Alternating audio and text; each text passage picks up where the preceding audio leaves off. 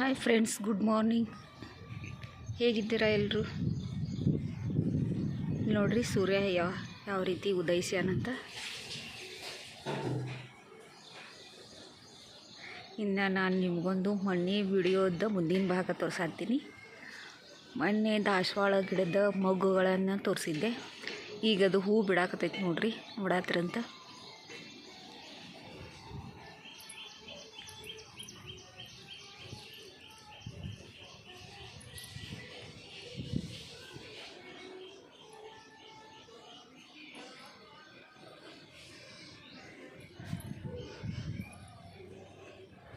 ಇಲ್ಲಿ ನೋಡ್ರಿ, ದಾಸವಾಳ ಹೂವು ಬಿಡ್ತಾ ಇದೆ. ಇದು ಮಲ್ಟಿ ಲೇಯರ್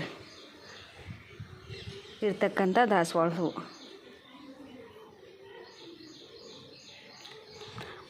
ಪಾಟ್ನಲ್ಲಿ ಹಚ್ಚಿರೋದ್ರಿಂದ ಇದ್ರ ಗಾತ್ರ ಅಷ್ಟೇ ಮೀಡಿಯಮ್ ಸೈಜ್ ಬಂದೈತಿ.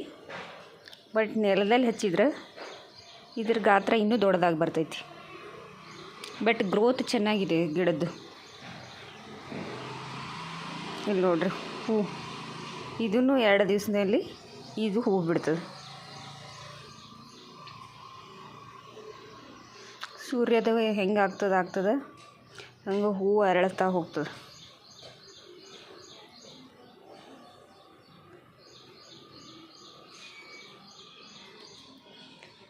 ಇಲ್ಲಿ ನೋಡ್ರಿ ಮೊಗ್ಗುಗಳು ಹೆಂಗದಾವೆ, ಬಡ್ಸ್.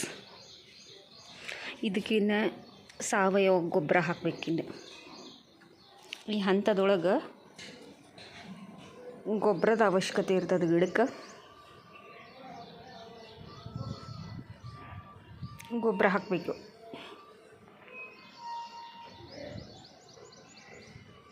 ಗಿಡ ಹೆಂಗೆ ಬೆಳೀತದೆ ಅದಕ್ಕೆ ಮೊಗ್ಗುಗಳು ಹೂವುಗಳು ಜಾಸ್ತಿ ಹಾಕ್ಕೋತ ಹೋಗ್ತಾವ್ರಿ. ಒಟ್ಟಿನಲ್ಲಿ ಪ್ರಕೃತಿಯೊಂದಿಗೆ ಇರೋದು, ಗಿಡಗಳನ್ನು ಬೆಳೆಸೋದು,